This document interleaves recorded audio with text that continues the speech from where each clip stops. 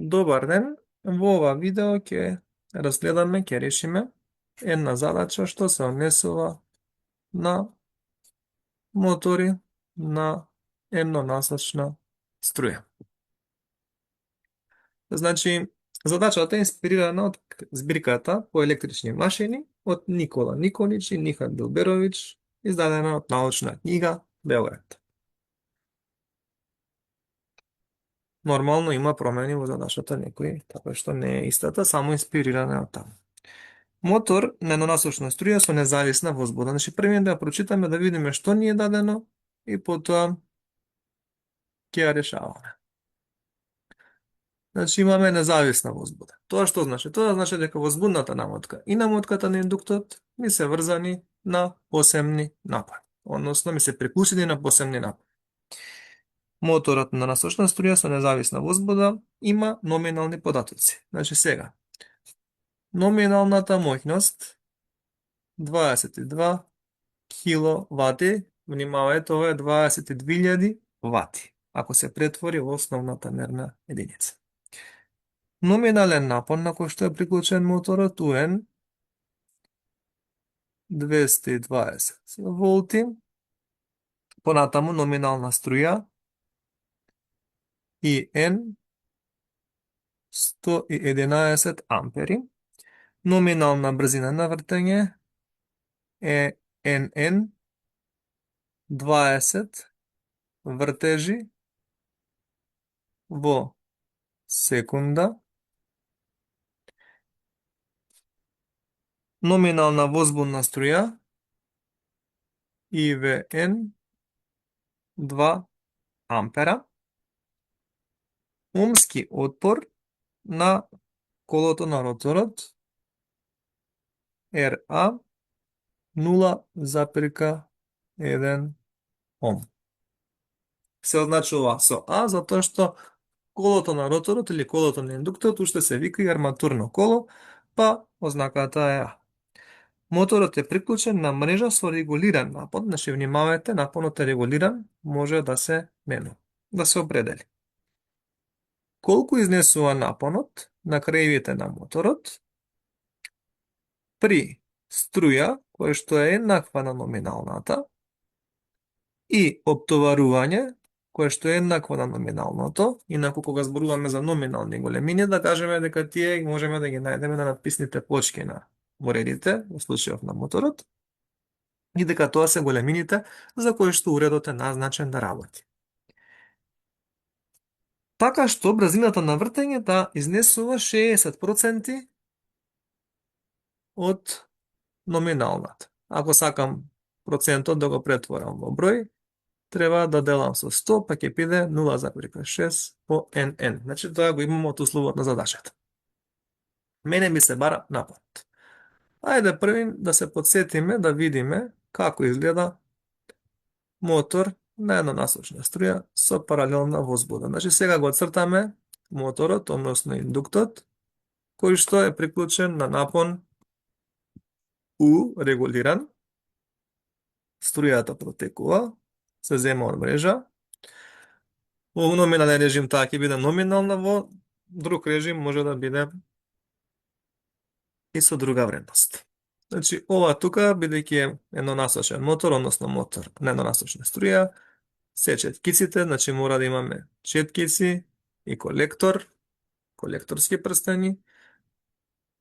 Ова тука е моторот на еднонасочна струја, се индуцира напон ЕА во намотката на индуктот. Значи, во намотката на индуктот се индуцира напон ЕА. Намотката на индукторот, односно возбудната намотка, е приклучена на посебен напон и затоа возбудата е независна. Ако беа приклучени на истиот напон, тогаш би била паралелна. Возбудната намотка има отпорност РВ. Вообичаено, кај моторите, возбудната намотка има многу поголема отпорност од РА и токму затоа возбудната струја има помала вредност. Значи УВ и У се посебни напони IV има помала вредност и таа ми е всушност струја која што ми служи само за да се возбуди моторот, значи колку да се добие тој почетен импулс, со цел да се добие понатаму вртливиот момент и моторот да може да работи, значи да создаде возбудно поле. Бидејќи ми се бара напонот, пристапувам вака, велам, во која равенка или што треба да напишам јас, за да видам каде можам и како можам да го изразам самиот напон. Како можам да го изразам напонот? Морам да знам дека основна равенка, напонска равенка, кај моторите, равенка за равнотежа на напони, ми гласи дека напонот на кој што го приклучува моторот треба да ми го даде индуцираниот напон во индуктот и плюс да го совлада падот на напон како резултат на тоа што оваа намотка на индуктот има отпорност Ra, кога ќе протече струја низ неа. Значи, низ таа намотка ќе протече струја. И таа струја е струјата на арматурата, односно струјата на индуктот. Внимавајте, таа струја не е истата со струјата на мрежа кога моторот е со паралелна возбуда. Во случајов е истата затоа што е независна возбуда. Меѓутоа, напонот на кој што го приклучуваме моторот треба да го даде индуцираниот напон во индуктот, плюс да го совлада падот на напон како резултат на протекувањето на струјата низ намотката со отпорност Ra. Значи, што можам да заклучам? Можам да заклучам дека индуцираниот напон во моторен режим е помал од напонот У. Значи, моторот го приклучува на напон У. Во роторот, односно во индуктот, се индуцира напон Ea. Таму имаме напон Ea и плюс се совладува падот на напон кој што се јавува како резултат на таа намотка, односно како резултат на тоа што таа намотка има отпорност. Значи, има отпорност, протекува струја низ неа, се јавува пат на напон на намотката. Значи, напонот на кој што го приклучува моторот, дел од него ми оди во индуциран напон во индуктот и дел од него ми оди во падот на напон кој што се јавува како резултат на протекувањето на струјата Ia низ намотката со отпорност Ra. Бидејќи дадено ми е дека во случајов струјата е номинална, оваа равенка ќе гласи дека напонот е индуцираниот напон плюс Ra по номиналната струја. Ra и номиналната струја ги имам. За да го најдам напонот, мене ми треба индуцираниот напон. Значи, само гледаме што мене ми треба. Од што зависи индуцираниот напон? Во теоретскиот дел се докажува дека индуцираниот напон зависи, и тоа е многу логично, зависи право пропорционално што? Од возбудната струја, односно од возбудниот флукс. Бидејќи возбудниот флукс зависи од возбудната струја, јасно е дека индуцираниот напон зависи од возбудната струја, меѓутоа индуцираниот напон зависи од возбудниот магнетски флукс.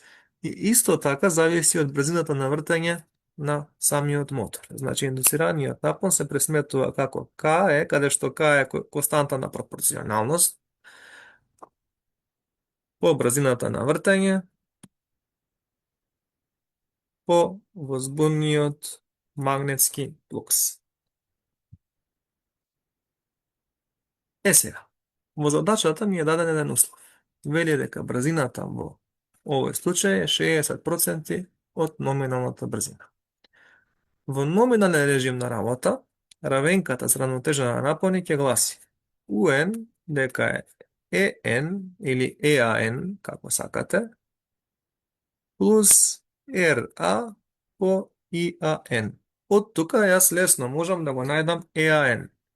И знам дека индуцираниот напон EAN е константата на пропорционалност по номиналната брзина по возбудниот флукс. Значи, во номинални услови на работа, брзината е номинална, индуцираниот напон е номинален.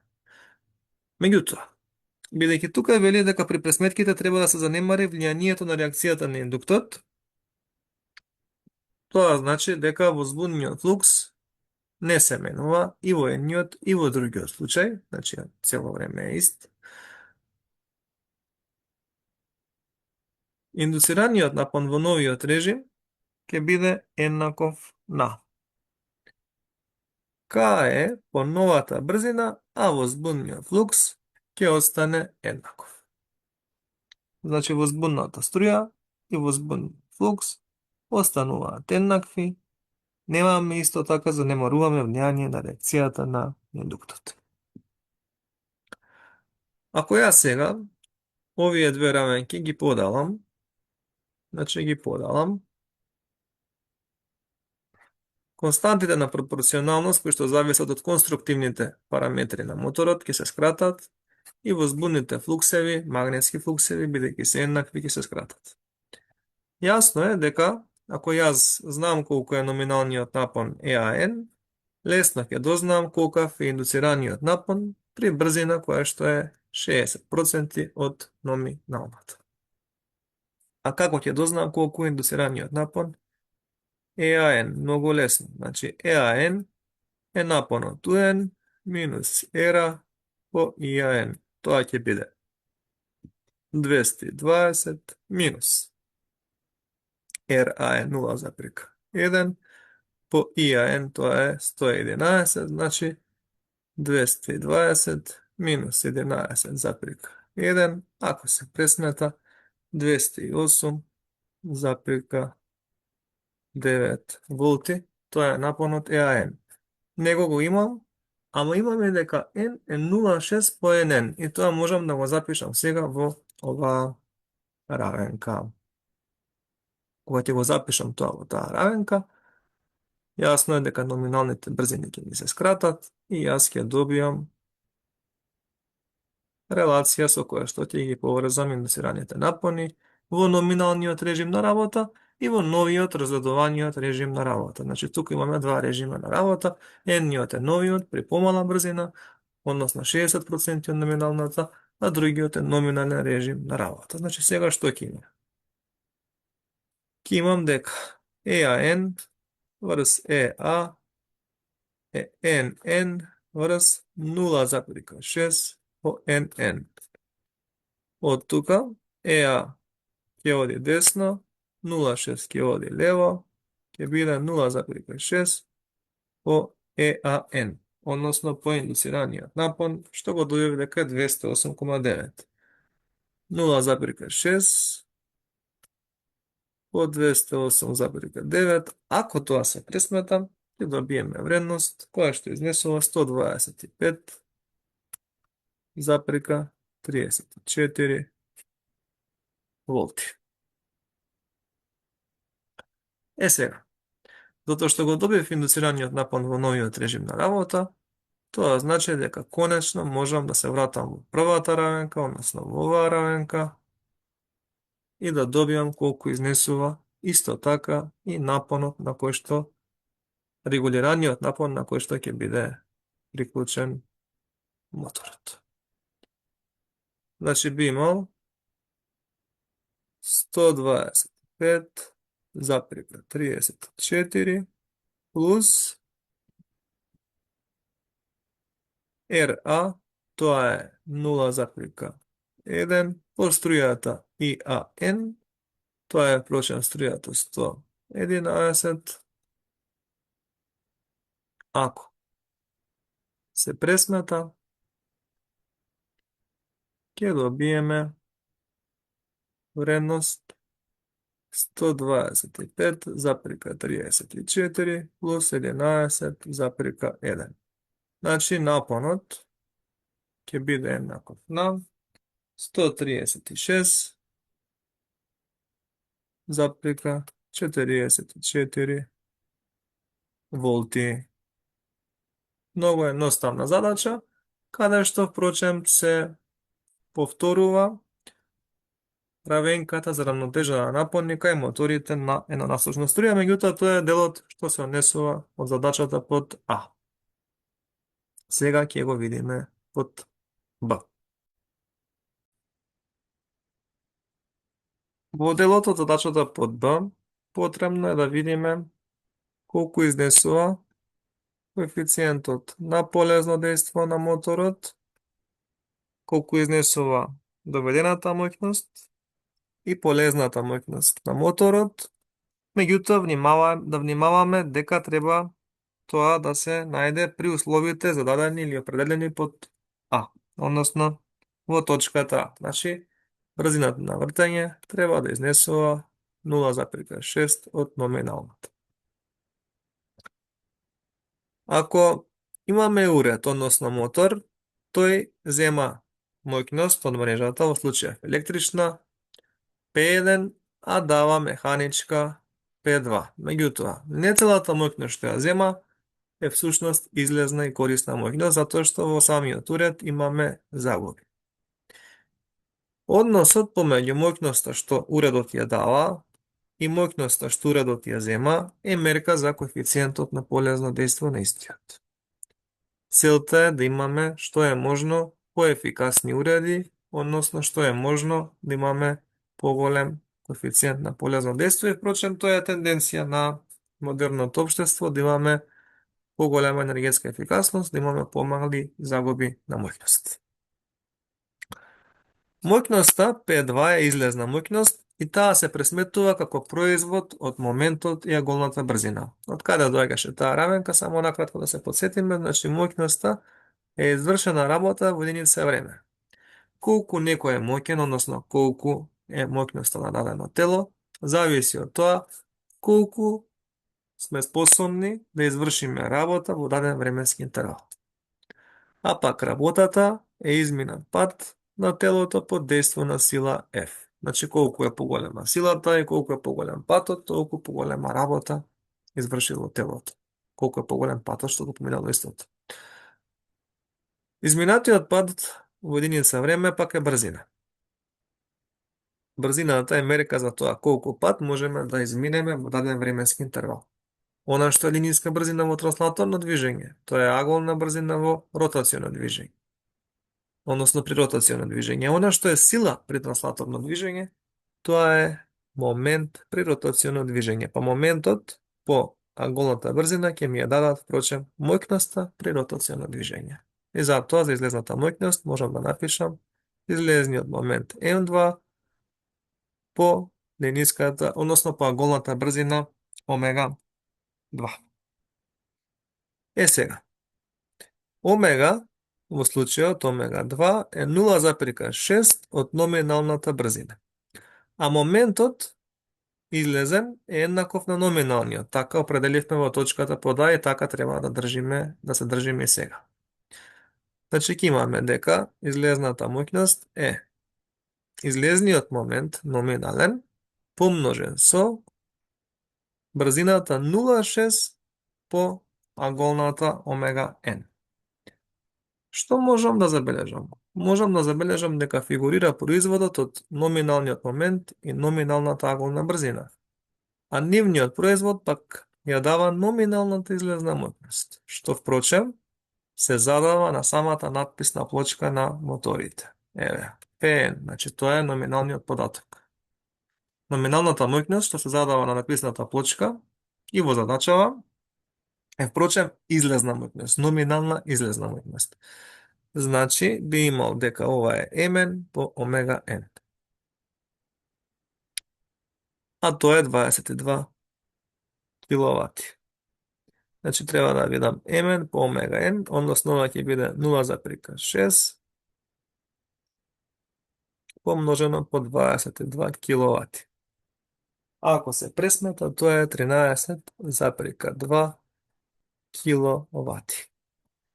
И излезната моќност ја имам. Сега ми останува влезната моќност. Влезната моќност е електрична моќност. И таа е производ од напонот и од струјата. Колку е поголем напонот на даден уред, толку му е поголема електричната моќност. И колку поголема струја може да поднесе тој уред, исто така, тоа значи дека тој уред ќе биде со поголема електрична моќност. Значи, поголем напон и поголема струја, тоа се електрични големини, резултираат со поголема моќност, односно моќноста на уредот зависи право пропорционално од овие големини. Бидејќи напонот во точката А е регулиран, не е номинален, го добивме напонот, сега ќе кажеме дека тој напон придонесува за влезната моќност која што влегува во моторот и струјата е номинална, тоа ми е дадено во условот на задачата, значи напонот што го најдовме во точката А помножен со струјата ИАН, односно ИН, бидејќи во случајов имавме независна возбуда, тоа значи дека струјата што ја зема од мрежа е впрочем и струјата низ роторската намотка, односно намотката на индуктот на моторот. По таа добив дека напонот изнесува 136,44 волти, а струјата е дадена по 111 ампери. Ако се помножат овие две големини, се добива 15.144,84 вати. Значи влезната моќност е поголема од излезната моќност и тоа е логично, имаме загуби на моќност. Влезната моќност е напонот на кој што е приклучен моторот при брзина 60% од номиналната и струјата која што во моментот протекува низ роторот на електричниот мотор. Сега, P2 врз P1, тоа е односот помеѓу моќностите. Во случајот ќе имаме P2 е 13,2 киловати поделено со, сега внимавајте, ова мене ми е во вати, така што најдобро е да го претвориме во киловати, така што ќе поделиме со 1000 со цел и горе и долу да ми бидат вредностите во киловати, или пак може обратно, горе да претворите во вати. Меѓутоа, и горе и долу треба да бидат мерните единици еднакви. Ако го претворам тоа во киловати, значи само делам со 1000, многу лесно, 15,14. 1,4,5 би било, затоа што имаме 8К по втората четврка, меѓутоа може и 1,4 да се закружи вака. 13,2 поделено со 15,14 ќе добиеме 0,872. Во како број, ако сакам во проценти да изразам, да го изразам коефициентот на полезно дејство, тоа треба да го помножам со 100 и знам дека тоа е впрочем 87,2%. И на тој начин сум добил колкав е коефициентот на полезно дејство на моторот за условите кои што се дадени во точката под А. Интересна задача кај што се гледаат некои основни релации помеѓу моќностите и каде што може да се забележи равенката за равнотежа на напони, што впрочем е многу важна за самите мотори, затоа што тука се гледа како напонот на кој што е приклучен моторот помага да се индуцира напон, односно е всушност составен од две компоненти, а тоа се индуцираниот напон во роторската намотка и падот на напон кој што се јавува како резултат на потекување на струја низ истата, а нормално бидејќи таа намотка има некоја отпорност, јасно е дека отпорноста и протекувањето на струја ќе влијаат да се јави пат на напон во самиот индукт на моторот. Толку од оваа задача, понатаму ќе преминеме малку и на некои потешки